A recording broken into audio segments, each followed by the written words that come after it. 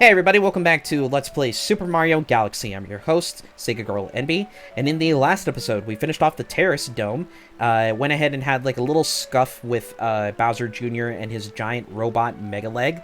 So now, we gained another power, Grand Star, mind you, opened up a dome, so we're gonna explore some of the new galaxies here.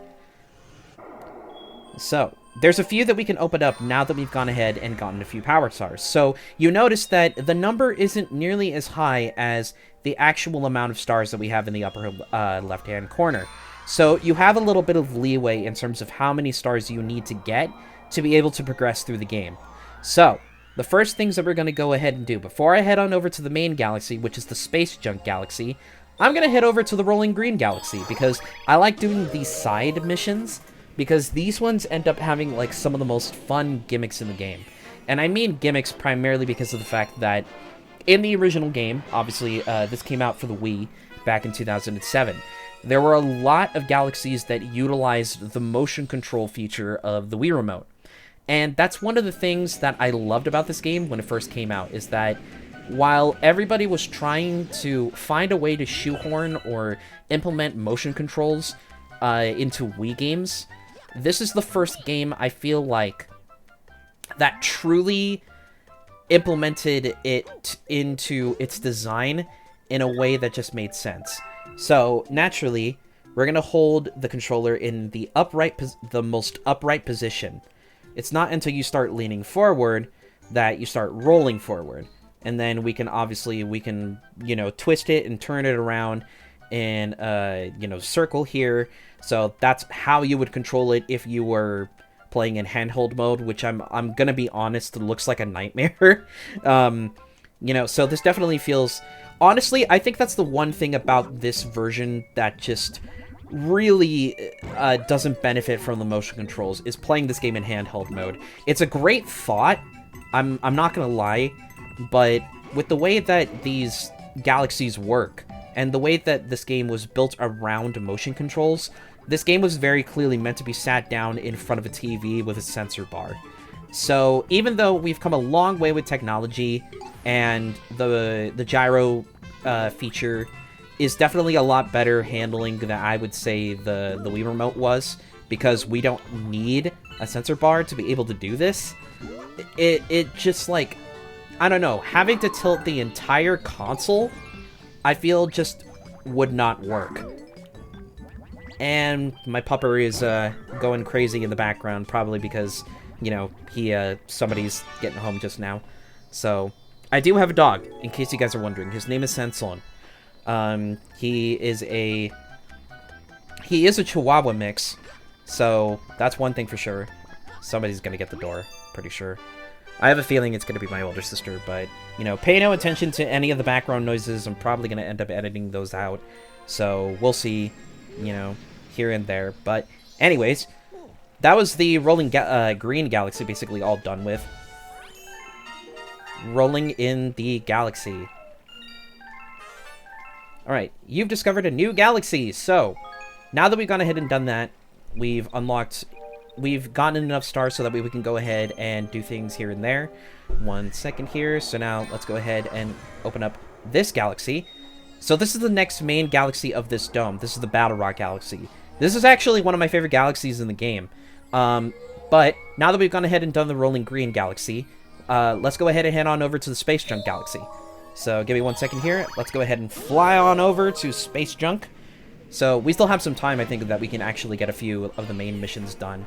So 1 second here. Alright, Polestar Path. So now, we had a little bit of an experience with this, like, in the Good Egg Galaxy, and essentially, that's the one thing that I absolutely love about this game, too, is that I love when they, like, reuse, like, certain, like, it's not like a one-time thing where, they teach you about this particular mechanic and then they almost, like, never use it again. Cough, cough, Zelda. But, anyways, give me 1 second. Now, let's go ahead and head on over here. So, we can go ahead and start pulling ourselves with the Polestar. Huh. I apologize if it seems like I'm getting distracted and everything like that. It's just that the only thing that I don't really like about in the new house that we're currently living with, and this is me just like, you know, this is me just like, I guess like my moment to like really kind of like vent and just kind of, you know, just like kind of be selfish, I guess. I don't know. But the thing is that I hate the fact that in my room I almost have like no sense of privacy. And a lot of that and that mostly comes with the fact that A, there's no lock on my door in my room. So there's that. And then B, there's also a giant like open crack underneath the door. So literally there's like no sound insulation like in the house. So essentially that's why you're probably going to end up hearing like a bunch of like background noise and everything like that in, you know, in the background. Because of the fact that a ton of noise can get in here. And I'm pretty sure that the room that I'm supposed to have wasn't supposed to be a room. I think it was like supposed to be like some sort of storage area or something like that. But I mean, I like my little room and things like that, but when you have, you know, like you know, very audible, you know, like relatives and things like that, like it makes not having a lot of privacy just really frustrating. And the problem is too is that like I never know exactly like when the best time to record for these things is. In fact, I think that was actually one of the biggest reasons as to why I was even hesitating on wanting to do Let's Plays to begin with, is because of the fact that I have no privacy, you know? So it's like I wanted to be professional, and I wanted to, you know, be able to do things. So it's like, I know that everybody is like immediately going to make fun of me. It's like, wow, a 30-year-old loser who still lives with her parents and things like that, and, you know, has, you know, like, can't be a professional YouTuber or anything like that, you know, even remotely for a second. It's like, what? Oh, you're still using like a headset and things like that? You don't have a freaking XLR mic and everything like that? You don't have a bajillion dollars to pour into your hobby? And, you know, make everything good so we don't hear your stupid family members? And, you know, it's like, it, you know, and I apologize again, you know, like, I don't mean to, like, sound so jaded, I guess. It's just, like, it bothers me a lot because, you know, like, because a lot of people don't really know that, like, most of the time when I started working at Vaughn's, I had the intention that, or I was under the impression that I was only going to be working, like, part-time, and obviously the better and better that I got at the job, and the more that the job started relying on me, that basically went from being part-time to just straight-up full-time. So it's like the only way that I can even remotely do any of these things here on YouTube and whatnot is, you know, getting the money that I have from my job. And that's really what ends up fueling me to be able to do these kinds of things. But, you know, as a result of that, I'm having to schedule everything around everybody else's schedule. And for me, like, it becomes, like, super frustrating because I feel as though I have, like, no sense of control over what it is I do. You know, because it's like, I absolutely would have recorded this, like, way earlier in the day, but then my stepdad wants to do his karaoke thing, so then he sets up loud-ass speakers and everything like that with music, like, all over the place, and so then that's gonna end up being, like, a whole ordeal, and there was no way that I was gonna be able to record and not be able to, you know, like, have the microphone pick that up, because it's like, I don't even know if, like, the microphone's gonna be able to pick up any of the things that I'm saying in this video without you guys hearing everybody else in the background. But beyond that, if we go ahead and talk to this guy over here, you're gonna notice that there's like a red little spinning, like almost kind of comet on this particular galaxy. Well, this is the introduction of the new mechanic that I was talking about, like in the, like earlier. I don't remember if I was talking about it in this episode or if it's in the last episode, but these are called Prankster Comets, and they all have a completely different effect. So if we fly to the Good Egg Galaxy, you're going to notice that as soon as Mario crashes into the camera, we have a speedy comet. Now, a speedy comet, basically, there's many different types, but essentially the red speedy comets are going to be the speed runs for a particular mission that you've already done before. These are actually kind of like my least favorite because they don't really change the way that you do the mission. Like, it's basically just a mission that you've already done, but you just have to do it faster. And so, like, to me, that's not really, like, challenging, you know, as it is more or less just kind of, like, padding out the star total. So if there's one thing that I did have to criticize about this game, it's, the speedruns are not really that great. But, you know, we've already done this mission before, so now I just kind of have to show you what it is that you have to do under the pretense of it being, you know, under a time limit. So we only have 4 minutes to be able to do this mission currently at the moment. So I'm going to go ahead and do these really quick. Thankfully, I've played this game, like, I don't know how many times to where I can, you know, to where I can actually do this efficiently. So there's 4, and then I'm pretty sure the last one is right over here. Yep. So avoid the big old freaking chain chomp. And then we can go ahead and head on over this way. Righty. Nice. Alright, 3 minutes on the clock. I think we can still do this, but I'm not 100% sure. You obviously can spin into that piranha plant. Like, you don't have to jump on them. So don't feel like you have to jump on certain enemies. Like, the spin move will almost always take care of enemies for you. So never be afraid to experiment with the kinds of things that you can do. Wow, I just saw that chain chomp literally get sucked into the black hole. So, if we head on over this way, boop, I'm just gonna I'm gonna try and avoid these guys as much as humanly possible. So, let me go ahead and spin. There we go. Gonna pound that. I'm just gonna pass up on the star bits. The star bit collecting is not nearly essential. Like, you really don't need to worry about collecting star bits and things like that in these missions. Again, this game just kind of, like, throws star bits at you. It's not like they're a hot commodity.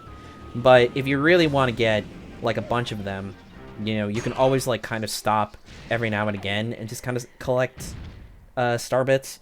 But they're not, like, super necessary or anything like that. Alright, lather, rinse, repeat. We're going to go ahead and do the Donna Piranha boss battle again. Well, it's not even really like a boss battle, I would, so to speak, because it's like, they don't make like a big grand deal out of it or anything like that. It just kind of seems like the main part of a mission. He kind of feels like a mini boss almost. All right, so that's 2 hits in. So we just need to get one more. Oh, there we go. Nice. With 1 minute and 53 seconds left to spare. So, we're doing a good job so far, if I had to say so, if I had to toot my own horn, so to speak. So, if we go ahead and spin into here, boom, boom, boom, alrighty, and collect the star, and that's basically it. So, this is not going to be the only galaxy that's going to have missions like this. Again, not every single galaxy, I think, is going to have a speedrun one. I think it's only, like, limited to, like, certain types of galaxies, but I don't remember exactly which ones do which. So, they're very quick, though. So they're not really going to take up too much of your time. In fact, if anything, like, literally within the span of, like, a minute or so, I've been able to do, like, quite a few different galaxies, like, all under, like, 10 minutes. It's very, very easy, very quick. So, let me double check really quick on what we have with... Yeah, so Space Junk, we have 2 more that we need to do there. And Battle Rock, we have 3 more that we need to do there. Good Egg, we've already done 4. Honey Hive, yeah, see, now Honey Hive has a comet star that we need to do there as well. A Prankster Comet. So we don't have it triggered just yet.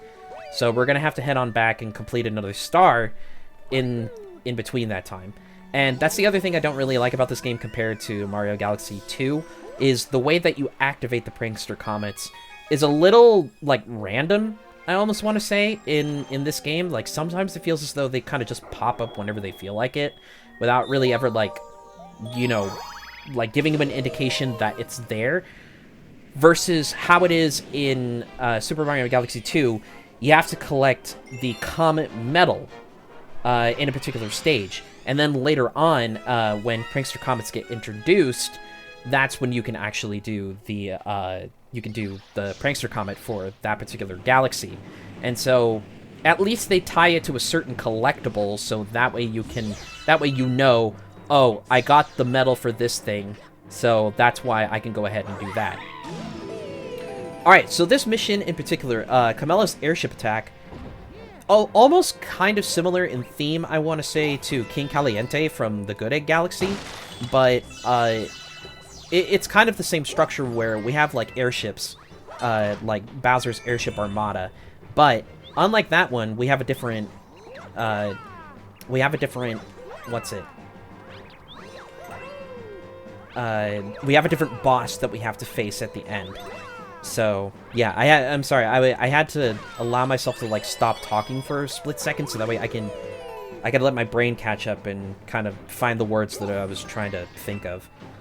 Sometimes that just kind of happens a lot with me, and one of the biggest reasons why, that was one of the biggest reasons why I almost never wanted to do Let's Plays for the longest time, is because most of the time, I genuinely believe I have nothing interesting to say. And I know that for some people, commentary is the hardest thing about doing Let's Plays. And I feel like I'm kind of at an advantage in some ways because I used to talk to myself a lot as a kid. And, I mean, obviously being an autistic kid, I was always talking to myself. But the problem is that I was never encouraged to talk to myself. And because a lot of people thought that it was weird, or a lot of people thought that it was creepy, or, you know, some people just thought that I was like a problem child or something. And so, if you don't really have a lot of experience with talking to yourself, then, you know, you might be at a disadvantage already when it comes to doing commentary for Let's Plays. But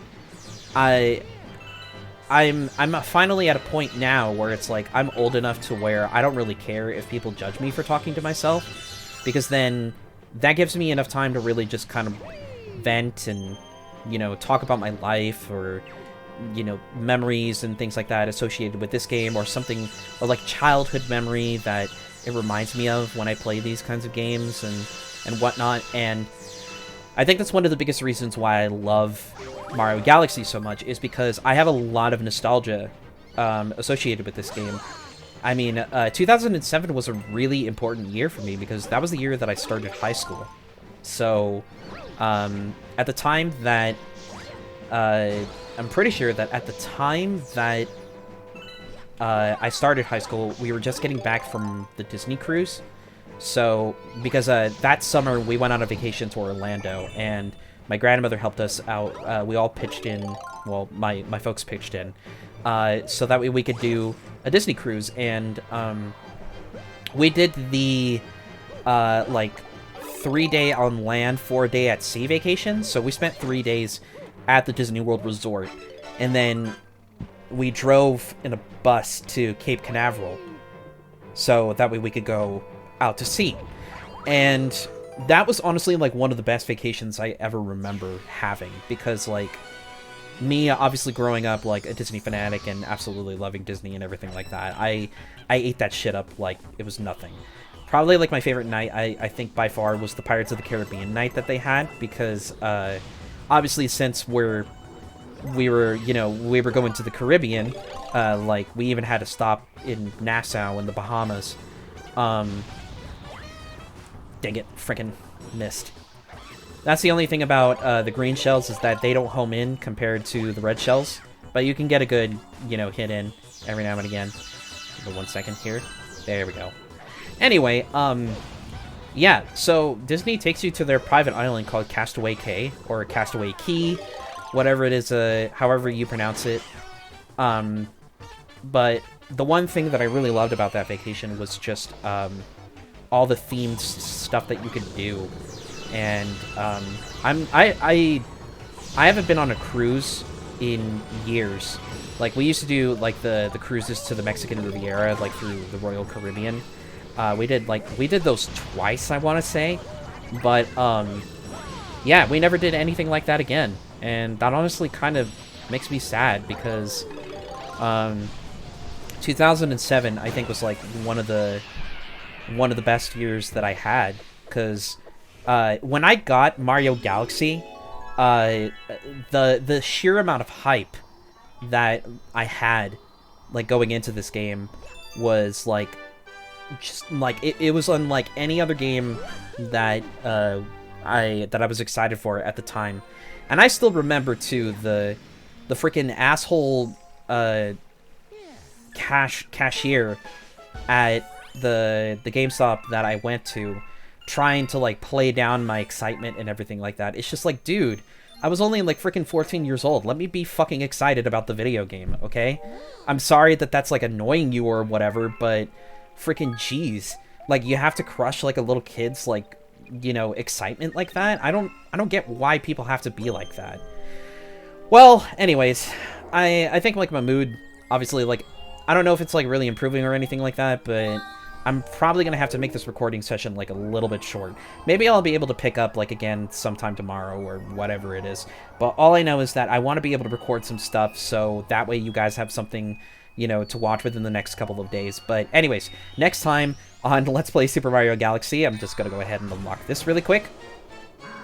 We're already up to the second boss, so if we really wanted to, we can go ahead and do that. But I'm not going to. No, I don't think I will.